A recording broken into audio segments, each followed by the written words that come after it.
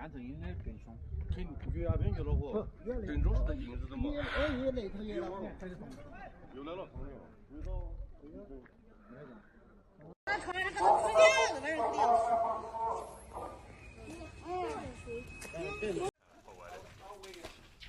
Canada's Justin Trudeau said he would step down as Prime Minister in the coming months after nearly a decade in power, bowing to pressure as polls showed his party would be crushed in the next election.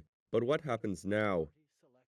Trudeau said he would stay on both as Prime Minister and Liberal leader until the party picks a new one to take it into the next election. In Canada, unlike the process in other countries, party leaders are chosen by special leadership conventions that can take months to organize. The next federal election in Canada must take place before the end of October. Trudeau also announced on Monday he prorogued or suspended Parliament until March 24th. This means opposition parties who had planned to bring down his minority government as soon as they could will now have to wait until sometime in May. If all the opposition parties vote together on a non-confidence motion, the Liberals will be defeated and a new election called.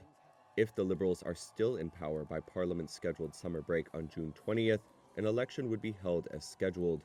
The Liberals could also be brought down over the annual budget, most likely to come in April.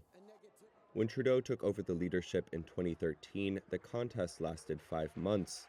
A nightmare scenario for the Liberals is that the party takes so long to choose a new leader that Trudeau will still be in charge when the next election is called. That means it's likely the party will announce a shortened contest designed to get the next leader in office as soon as possible. Former Finance Minister Chrystia Freeland and Mark Carney, former Governor of the Bank of Canada and the Bank of England, could run to replace Trudeau alongside a number of current cabinet ministers. Polls strongly indicate that the Liberals will lose the election, no matter who the leader is.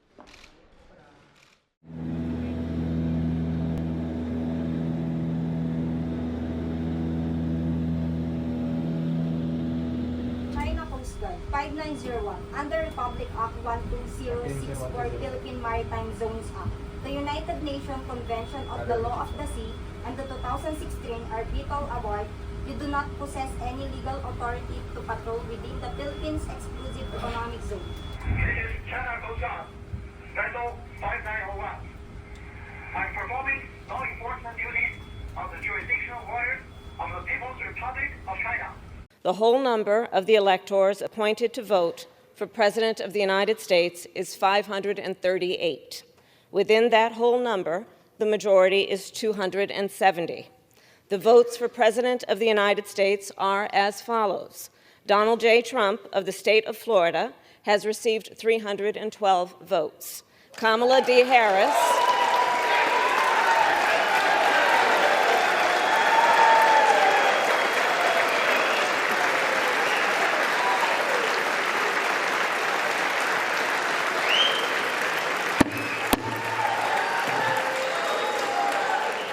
Kamala D. Harris of the state of California has received 226 votes.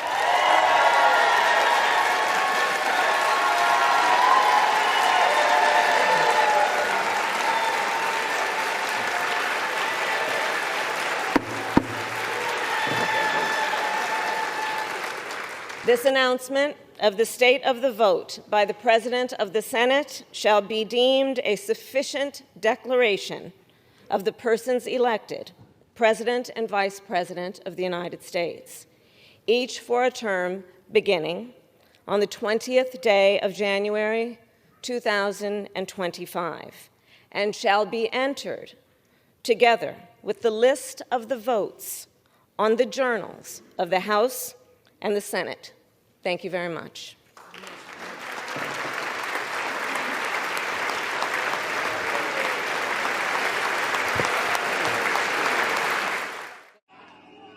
Rights groups and relatives have accused Kenyan authorities of a cover-up of dozens of alleged police killings, unexplained abductions, and illegal detentions related to these anti-government protests, known as the Gen Z protests because of the young people involved. The body of 19-year-old Charles Owino lies in the street, killed by a gunshot to the head, according to an autopsy report seen by Reuters. But police recorded his death as a road accident in the morgue logbook, his brother told Reuters. The National Police Service did not reply to questions about 4 such cases examined by Reuters. The battered body of another protester, Denzel Omondi, was found in a pond at an abandoned quarry on Nairobi's outskirts 9 days after he disappeared. The autopsy report seen by Reuters detailed hyperinflated lungs, as well as bruises on his head, neck, forearm and knees. It recorded the death as drowning, but something else happened first, the family said. They said Kenya's IPOA watchdog, which probes cases of police brutality, has promised to investigate. Omondi's mother, Jadida Ombora. He went to the parliament during demonstrations, and he was one of the Gen Zs who went there following the video which came up on the social media. And after that, the boy went missing. Reuters spoke to 3 police officers who work in a unit deployed during protests. They described police covering their tracks by mischaracterizing deaths caused by officers as accidents, drownings or mob justice. Thousands of young Kenyans took to the streets against tax hikes and political corruption from late June to December. Deputy President Kithure Kindiki has said 42 people were killed in a police response that rights groups say involved firing live rounds. Kenya's National Commission on Human Rights, which is government-funded, also recorded 82 enforced disappearances, 29 of which remain unaccounted for. The officers who spoke to Reuters about their work requested anonymity to speak about the subject. One policeman described working undercover during the protests to organise abductions. Me, as an officer, I'll be sent there to pretend. I'm there, but undercover. Here is the person. Take their number. I can even send him or her money and talk about going back for protests the next day. At this point, I would have got them. The police did not respond to questions about these allegations. Bob Njagi is a high-profile rights activist who took part in the protests. He said he was held for a month, sustaining these injuries.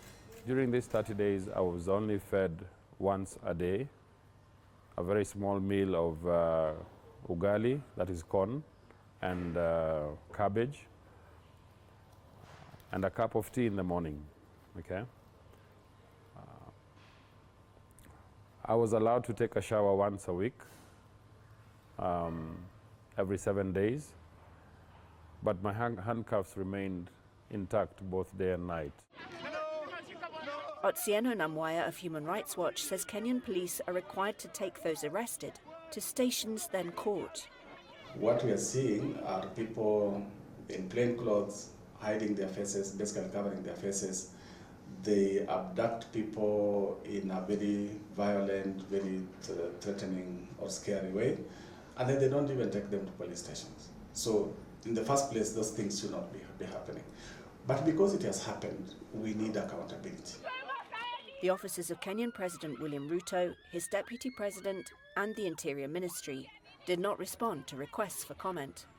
In a late December speech, Ruto acknowledged, quote, instances of excessive and extrajudicial actions by members of the security services. Over 200 Rohingya arrived by boat in Indonesia's Aceh province on Sunday evening. That's according to an official on Monday. This adds to the growing number of Rohingya people coming to the country by sea. The United Nations Refugee Agency, UNHCR, said it's sending a team to the area. The mainly Muslim Rohingya are originally from Buddhist-majority Myanmar and constitute the world's largest stateless population. But in Myanmar, they're regarded as foreign interlopers from South Asia and are denied citizenship and abused. They often escape poor conditions in refugee camps on rickety boats to Thailand, Indonesia or Malaysia between October and April when the seas are calmer. The Malaysia Coast Guard said on Sunday it turned back boats carrying almost 300 undocumented Myanmar migrants, but didn't specify their ethnicity. 2 days earlier, Malaysian police detained almost 200 people after their boats landed, believed by authorities to be Rohingya. Almost 1 million Rohingya live in Bangladesh in what the UNHCR calls the biggest humanitarian refugee camp in the world. Their data showed over 2,000 of the stateless people arrived in Indonesia in 2023. That's more than the combined total of arrivals in the previous 4 years. Billionaire Elon Musk said Nigel Farage should quit as leader of Britain's right-wing Reform UK party on Sunday. It marks an abrupt shift from Musk's previous support for Farage, who he seemingly backed and posed with in a photograph last month. Farage has previously said he was in talks with Musk about donations to Reform, which challenges the dominant Labour and Conservative parties. But on Sunday, Musk said the Reform Party needs a new leader. Farage doesn't have what it takes. Musk made that statement on X only a few hours after Farage described him as a friend who made Reform look cool. Reform won 4.1 million votes and 5 seats in Parliament in last July's national election. But Farage has distanced himself from Musk, who voiced support for Stephen Yaxley Lennon, who goes by the pseudonym Tommy Robinson. He's a British anti-immigration and anti-Muslim activist serving prison time for contempt of court after he was successfully sued for libel by a Syrian refugee. Farage responded to Musk on X, saying, "My view remains that Tommy Robinson is not right for reform and I never sell out my principles." Last month, Musk endorsed the right-wing Alternative for Germany party ahead of Germany's national elections in February. It takes an anti-immigration, anti-Islamic stance, and German security services have labelled them as extremists. Musk has previously sought to influence British politics and has criticised Prime Minister Keir Starmer repeatedly since anti-immigration riots last summer. Former French President Nicolas Sarkozy went on trial on Monday on charges of having received millions of euros in illegal financing from Libya's late strongman leader Muammar Gaddafi. Sarkozy has always denied the allegations, which relate to his successful 2007 presidential bid. At issue is a murky affair alleged to involve Libyan spies, a convicted terrorist and arms dealers, as well as allegations that Gaddafi shipped millions of euros for Sarkozy's campaign to Paris in suitcases. Sarkozy faces charges of, quote, concealment of embezzlement of public funds, passive corruption, illegal campaign financing and criminal conspiracy with a view to committing a crime, the Financial Prosecutor's Office said. If found guilty, the former Conservative leader could face up to 10 years in prison and $386,000 in fines. Sarkozy has faced a raft of legal battles in recent years. In December last year, France's highest court upheld his conviction for corruption and influence peddling to obtain favours from a judge. Sarkozy has been ordered to wear an electronic bracelet for a year instead of going to jail, a first for a French former head of state. In another case, Sarkozy was found guilty of concealing illegal campaign spending, and a challenge is pending. Austria's leadership swung towards the far right on Monday as its president tasked the leader of the Eurosceptic, Russia-friendly Freedom Party with forming a coalition government. It comes after a centrist attempt to assemble one without the party, known as FPO, unexpectedly collapsed over the weekend. President Alexander Van der Bellen announced the news after the meeting with FPO leader Herbert Kickl. Herr Kickl traut sich zu. Mr. Kickl has the confidence to find viable solutions within the framework of government negotiations, and he wants this responsibility. I asked him that explicitly. I have therefore instructed him to enter into talks with the OVP to form a federal government. Herbert Kickl will report to me on the progress of these talks on an ongoing basis. The announcement marks a dramatic reversal for the president, who used to lead the left-wing Greens and has long been critical of the FPO. Protesters gathered outside the presidential palace, holding up signs saying they did not want a right-wing extremist Austria. The FPO was founded in the 1950s by a former senior officer in Hitler's elite paramilitary SS. It came first in September's parliamentary election for the first time, with more than 29% of the vote. It has been in power before as a junior coalition partner, but has never led a government. Chancellor Karl Nehammer resigned on Saturday after his conservative OVP party failed to forge a centrist coalition. He had insisted his party would not govern with Kickl, calling him a conspiracy theorist and security threat. The OVP's interim leader, Christian Stocker, said on Sunday he was open to talks with Kickl. The two parties overlap on various issues, both taking a tough line on immigration. thorny topics include how to shrink a budget deficit and the FPO's opposition to aid for Ukraine in its war against Russia. If the new round of coalition talks fail, a snap election is likely, and opinion polls show support for the FPO has only grown since September.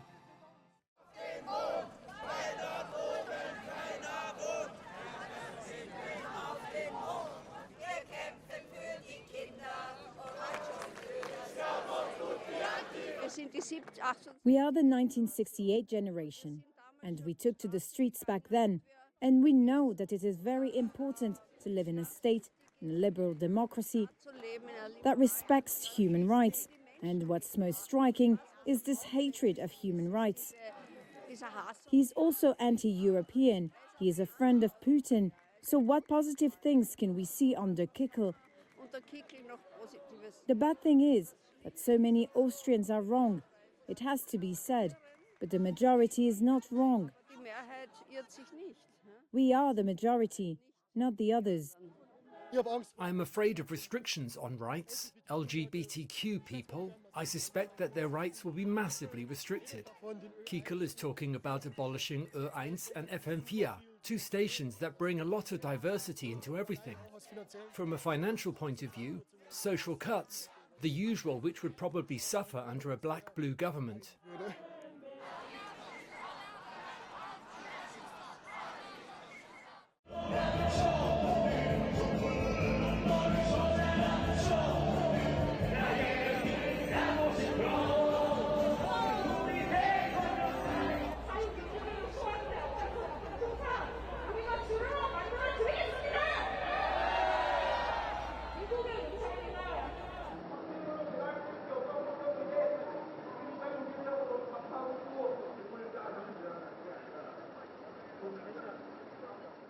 On the question of Elon Musk, look, I think most people are more interested in what's going to happen to the NHS, frankly, than what's happening on Twitter. Those that are spreading lies and misinformation as far and as wide as possible, they're not interested in victims. They're interested in themselves. Those who are cheerleading Tommy Robinson, not interested in justice. They're supporting a man who went to prison for nearly collapsing a grooming case, a gang grooming case.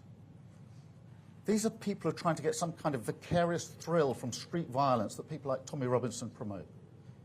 And those attacking Jess Phillips, who I'm proud to call a colleague and a friend, not protecting victims. Jess Phillips has done 1,000 times more than they've even dreamt about when it comes to protecting victims of sexual abuse throughout her entire career. The House come to order. Donald Trump's election victory was formally certified on Monday. For President of the United States, Vice President Kamala Harris presided over the joint session of Congress, clearing the way for her former election rival to be sworn in as president later this month. Donald J. Trump of the state of Florida has received 312 votes. Kamala D. Harris